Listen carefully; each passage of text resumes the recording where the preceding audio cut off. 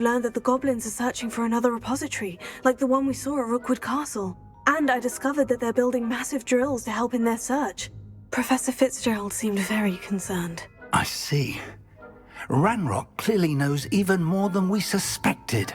And sir, there's something else. Lodgok knew Miriam. He knew Miriam? They encountered each other at Rookwood Castle. She was doing research. That's where she found the container with the port key. He liked her so much that he let her leave with it, despite orders from Ranrock. I don't know what to say. She could win over almost anyone. I want to hear more of this. And, in fact, I'd like to speak with Lodgok directly. But we've no time now. Where is the next trial? Believe it or not, it's in the headmaster's office. Incredible. All right. You'll need the password to get past the stone gargoyle. The headmaster's house elf will know it. I've actually met Scrope, but I'm not sure he'll tell me. He's rather devoted to the Black family. He is. So you'll need a disguise. I have just the thing. A polyjuice potion. You'll look and sound like Professor Black. Wait, doesn't polyjuice potion require a bit of the person you want to change into? And take ages to brew? It does. So how do you already have polyjuice potion to change into Professor Black? One never knows when such a thing may come in handy.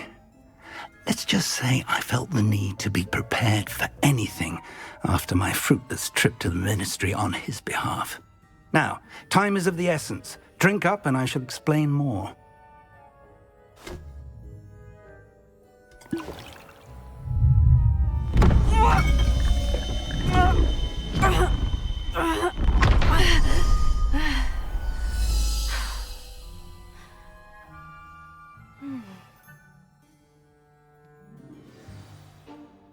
How do you feel? Incredible. I won't forget that taste anytime soon. How do I sound? Convincing. I've taken the liberty of transfiguring your robes.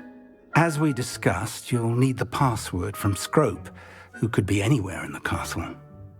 You might look for Professor Kagawa. She's taken to badgering the poor elf about Quidditch in the hopes that he can convince Black to change his mind. Thus far, unsuccessfully. I see. But what if Professor Black sees me? Leave him to me. I shall tell him where to meet a liaison from the ministry in Hogsmeade. That should give you plenty of time. Thank you, Professor.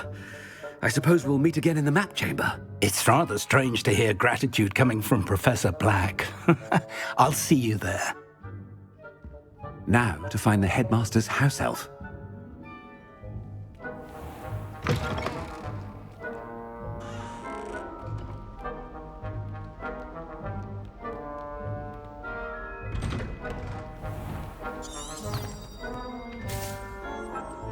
Do you have a moment, Professor? Professor, I was hoping to catch you. Places to be, Professor Sharp. Places to be. Of course, sir. Only, you'd asked me about a particular potion, and I did? I did, yes. Well, spit it out, Sharp. I don't have all day. Probably best not to discuss it here, sir.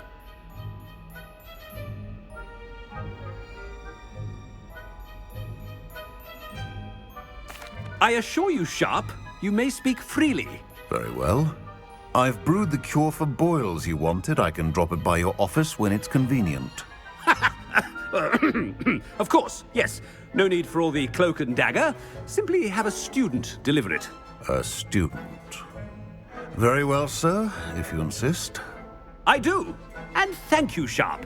I just hope you've brewed enough for all my boils.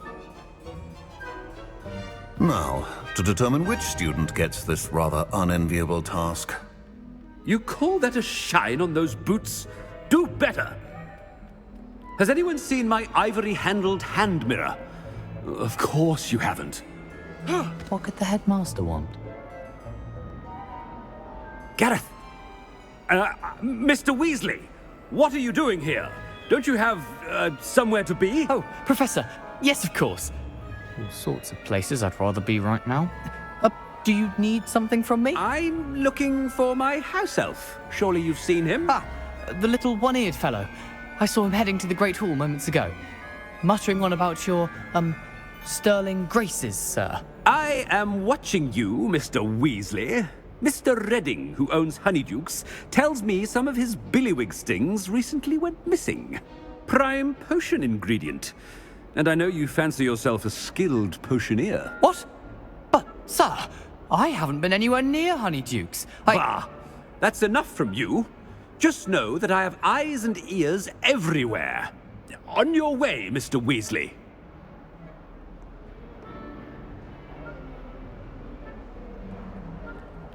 Well, there's one for my diary.